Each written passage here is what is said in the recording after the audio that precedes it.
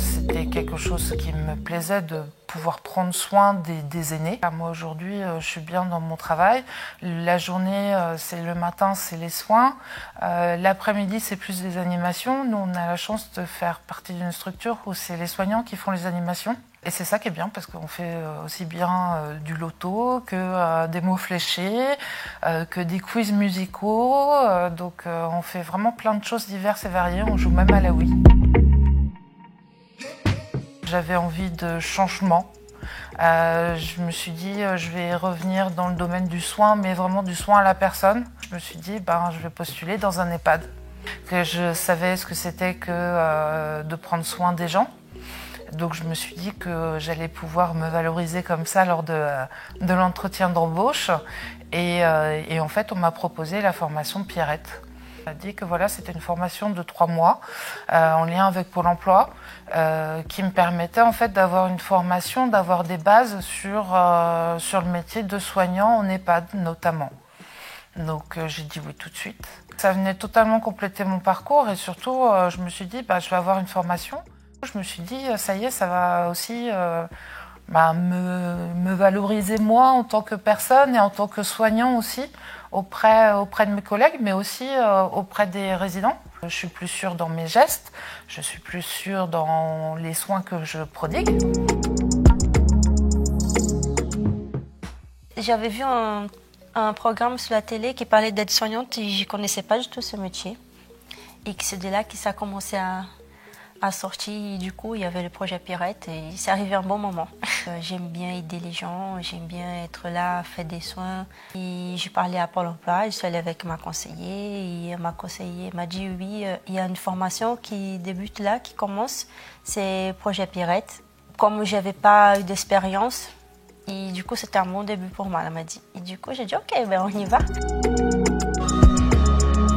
Et la dame, avant tout, elle m'a expliqué qu'il faut que je parle pour moi, même si j'ai jamais travaillé dans ça, mais comment j'allais réagir.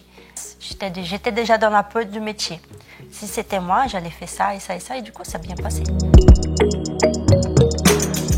C'est là que j'ai vu vraiment le métier et comment ça se passe, si ça me plaisait ou pas. Et du coup, jusqu'à maintenant, je suis en train d'apprendre encore, mais j'ai beaucoup évolué avec la formation. Moi, j'avais une référente. Elle s'est occupée de moi, elle m'a guidée, elle m'a bien expliqué comment ça s'est passé avec un résident, comment ça s'est passé avec un autre résident.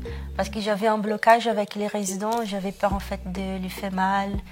Et du coup, chaque résident aussi, c'est différent, ils ne sont pas tous pareils. Et du coup, petit à petit, j'ai commencé à apprendre et à comprendre comment ça se passe. On a souvent l'image du t'as les mains dans le pipi caca toute la journée. C'est bête à dire, mais non, c'est pas que ça. C'est un accompagnement au quotidien. On apprend à connaître les résidents, on rigole avec eux, on fait des blagues. C'est vraiment une relation pas comme on pourrait avoir avec nos grands-parents, parce qu'on est soignant et qu'il faut rester dans sa posture de soignant, mais finalement, on établit un réel contact avec eux et on vit, c'est sûr, on passe beaucoup de temps à l'EHPAD. Moi, je suis dans le privé et ça correspond pas du tout à l'image qui est donnée dans les reportages. La bienveillance est au sein de l'unité sur laquelle je travaille et on fait tout en effet pour que le résident soit bien là où il est et qu'il ait tout ce dont il ait besoin.